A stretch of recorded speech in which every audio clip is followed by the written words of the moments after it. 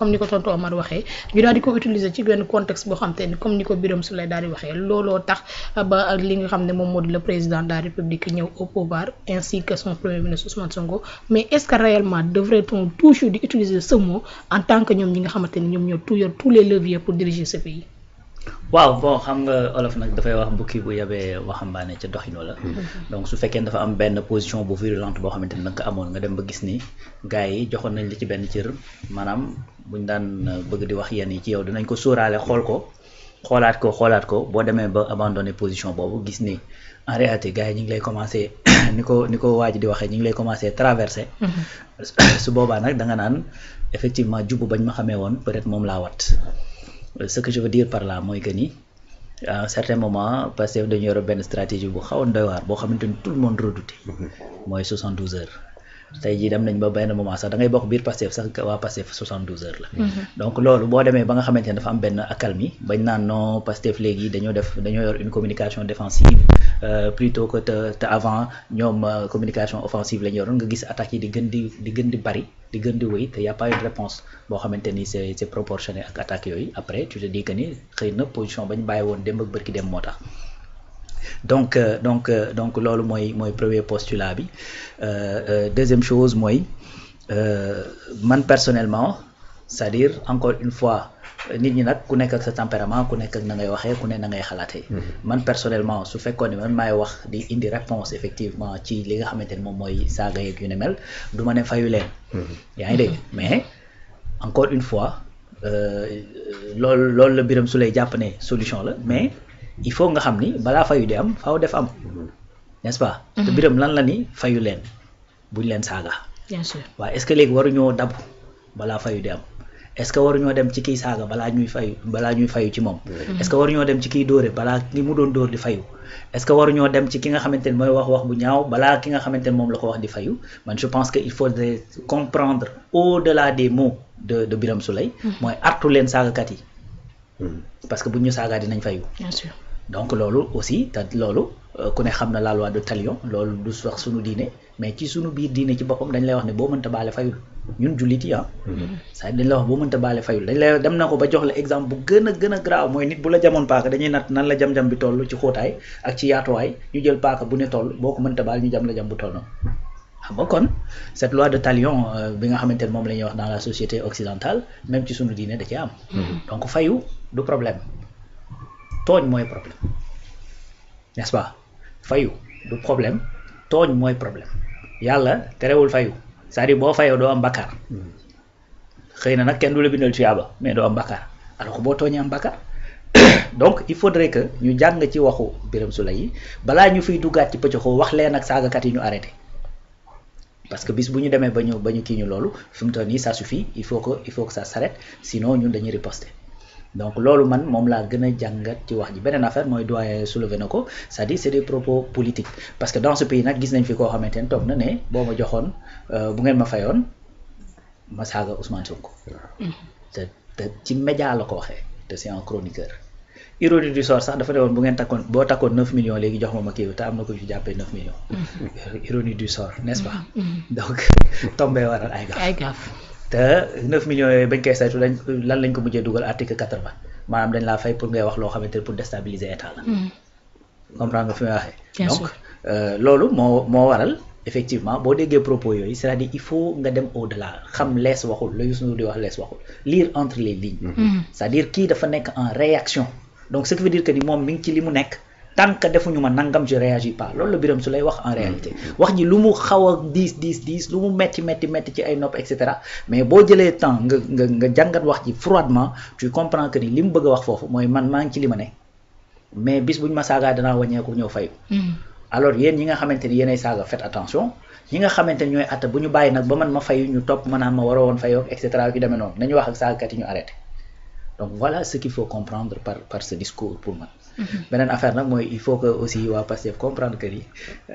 ni lanceur d'alerte bu mag bi mooy Ousmane Sonko. bien sûr waaw premier lanceur d'alerte fii ci réew mi xam nga ndax nag bi pënd bi wuree tout le monde a compris que nag te moom moo boole Azura. donc avertir na leen. bien sûr voilà ku fi nekk di fayu di saaga di wax bu jaaw. le président de PASTEF mooy le premier lanceur d'alerte de ce pays là. non moom wax moo la ñu ko yoole moom protégé kenn. du ma protéger kenn ku saaga. donc bi ngi doon donc en tout cas man pour résumer un peu ce que je comprends par là mooy effectivement c'est des propos politiques dit dans un contexte politique bañ na ko ba dafa ne ministre c'est du lundi au vendredi donc kii bi bokk ci d'autres l'ont compris autrement Birame Souleye du xale bu ndaw yàgg na liggéey am expérience professionnelle bu yaatu ci service ba mu nekkoon muy impôt ak yu ni mel donc xam na lan mooy liggéey je veux dire donc il sait pertinemment que ni le ministre même le dimanche sa liggéey da lay topp loolu xam na ko quoi mais ce qu'il veut dire par là rek mooy que ni il y a un temps boo xamante ne dañuy nekk ci liggéey administration bi il y a un temps qui est politique bu ñu nekkee ci temps politique boobu il faut que ñuy def de la politique à haute intensité politique à haute intensité boobu mooy ne da ngay joxe ay pic dañ lay jox ay pic bu ñu la joxee pic tu dois répondre. Bien sûr. Donc noonu la demee politique mu loolu la c'est-à-dire de toute façon dans la politique moom gars yi c'est pas des enfants de cœur c'est pas de la religion du ay imam a fa nekk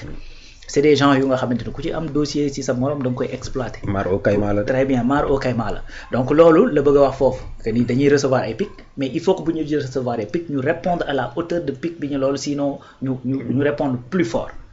N'est-ce pas donc loolu nga war a comprendre juste ci message bi il sait pertinemment que ni depuis lors ba tey mi ngi nekk di liggéey ci secteur bi muy liggéey ñi ngi def ay renégociation ci gaz bi ñi ngi SAR ma ngay raffiner et cetera mi ngi def des résultats dans son secteur donc il sait de quoi il s'agit il connaît effectivement le travail qu'il est en train de mener xam na sensibilité secteur bi nga xamante ne moom la yor moo tax boobu ba tey sax déggoo ko woon ci yu bare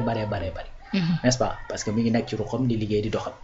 mais encore une fois ci champ politique également lañ nekk boo toppee loolu boo délaissé politique bi bàyyi ko effectivement gars yi su boobaa day ñëw rek occuper ko la nature a horreur du vide n'est-ce pas donc encore une fois Birame Souleye li mu wax peut-être que y a d'autres gens qui ont d'autres sensibilités bu ñu doon wax duñ ko waxee noonu dinañ ko waxee neneen mais encore une fois il faut retenir deux choses mooy un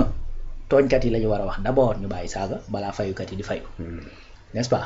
loolu nag ñi ci mën a wax mooy peut-être les forces vives de la nation kilifa ñu nekk ci diine bi ñu nekk ci parti politique yeeg yu ne mel. loolu mooy rôle société civile. très bien société civile ak ñoom seen. mais également la justice.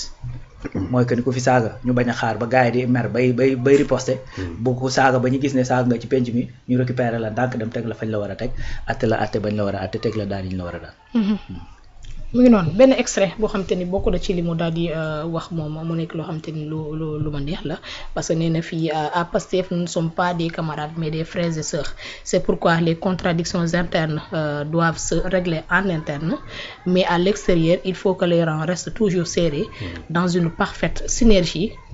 derrière Ousmane Sonko et le président Bassirou Diomaye Faye pour rester concentrés sur notre référentiel Sénégal Vision 2050. Oui, il a parfaitement raison. Ça boo demee en ordre dispersé après da ngay neex a gagner.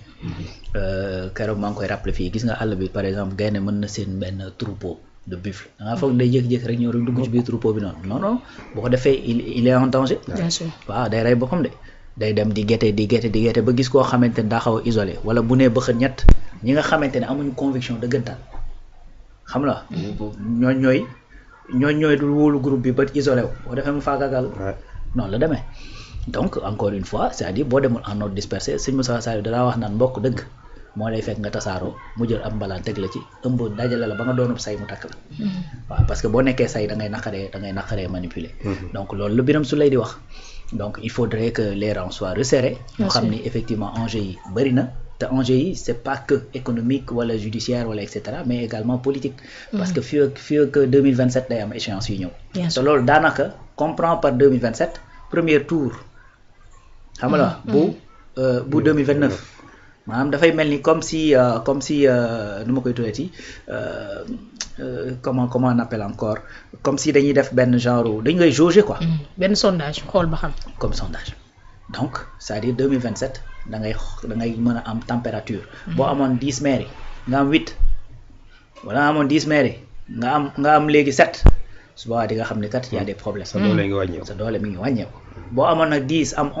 11 wala 12 nga ni kat liggéey bi température bi fi mu nekk baax na mais loolu nag pour que nga mën ko am il faut que da nga koy préparer mënoo toog ba mu jege si rek après nga ñëw wàcc sur le terrain politique c'est-à-dire il faut nga koy def en même temps il faut que le parti existe di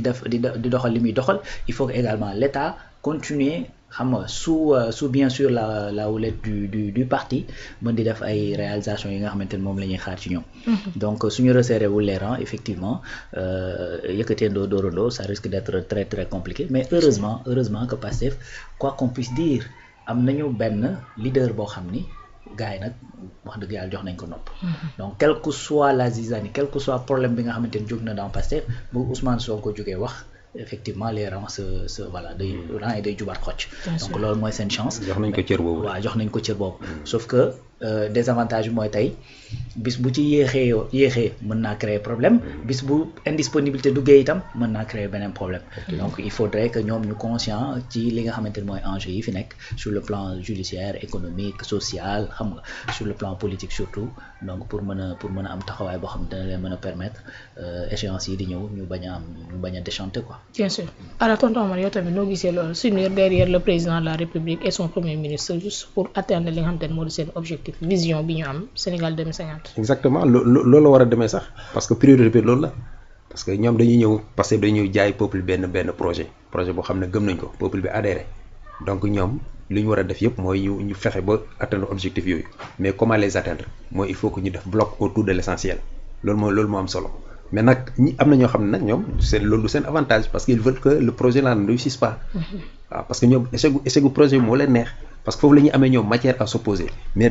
ci temps bi ñu nekk temps tee ñoom amuñu benn matière à s'opposer de façon valable moo tax ñuy créer ay digressions di jéem a manipuler indi ay informations yoo xam ne sax en réalité c'est pas des informations fiables chaque fois dañu xool ay failles yoo xamante ne que bii ça n'a rien à voir avec la politique mais dañ ko ciy dugal rek pour indi ay ndëgg sërëx pour distraire gars yi. même sotti Birame Souleye Diop bi man ci cadre boobu laa ko dugal. parce que ñi Azirou xam nañ bu baax a baax ñoom li ñuy wax nii sawaay Birame il a parlé dans le cadre politique mais pour distraire les gens ñu indi ko foofu. mais gis nga Pastef mooy parti boo xamante ne que bii c'est un parti tellement structuré peut-être moo ne structuration mu yeggagul comme ay parti socialiste nu ñu structuré woon ay PDS nu ñu structuré woon mais seeni militants dañu am benn genre discipline boo xamante ni Rawane mu ngi koy wax léegi. dañu déggal seeni leader te loolu yombul dañu déggal seen leader loolu avantage la mun na doon inconvénient peut-être mais pour le moment avantage la parce que quoi qu'il en soit bu fekkee ne gars yi nar nañ génn les rangs mun na leen xëccaat ñu dugg dans les rangs donc il faut que ñoom aussi ñu def focus sur l'essentiel ba ñu leen di distraire de temps en temps comme gars yi ñu koy faral di defee. waaw voilà mi ngi noonu donc daal xam naa ne ce pays là gars yi liggéey bi nag du yomb nag nañ ko waxante. du yomb parce que gars yi du leen si bàyyi. parce que ça dans cette opposition là il y a des milliardaires il y a des gens yoo xamante que bi ils feront tout pour que comment dire gars yi jaar à côté de leur mission. da leen jara sax ñi soudoyer ay nit di leen jox xaalis pour tout simplement ñu créer ay problèmes. mi ngi noonu donc daal ñoom daal ñoo war a xam les tenants et les aboutissants qu'est-ce qu'ils veulent et comment y parvenir parce que nag les enjeux sont énormes les Sénégalais les attendent le mandat de 5 ans dafa gàtt bariwul déjà bouclé nañ un an et demi pratiquement voilà donc dafa gàtt il faut que ñoom aussi ñu xam ne priorité bi nekkul tontu gars yi on les attend au tournant loolu aussi nañ ko dugal seen xel projet yi nga xamante ne bii teg nañ ko il faut mu xeeñ neex bu ko defee gars yi gën leen a mën a topp gars yi nag Sénégalais nag am nañ patience pour la première fois xëy na gars yi nee nañ sax maa ngi leen état de grâce mais am nañ état de grâce nag parce que jusqu'à présent amul benn gars ñoo xamante ne que bi xëy na bokkoon nañ ci ñoom génn di def ay comment dire ay dissension amagul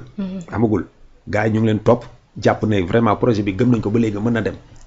parce que boo xoolee chaque fois bu nit génnee sànni xeer le régime par rapport à ces réalisations di gis ñoo xamante que ba ñu génne seen bopp de façon bénévole sans l'accord du parti daal di ñoom indi seen bopp ay réponses donc ça veut dire que loolu soutien la. soutien boobu nag moo war a continuer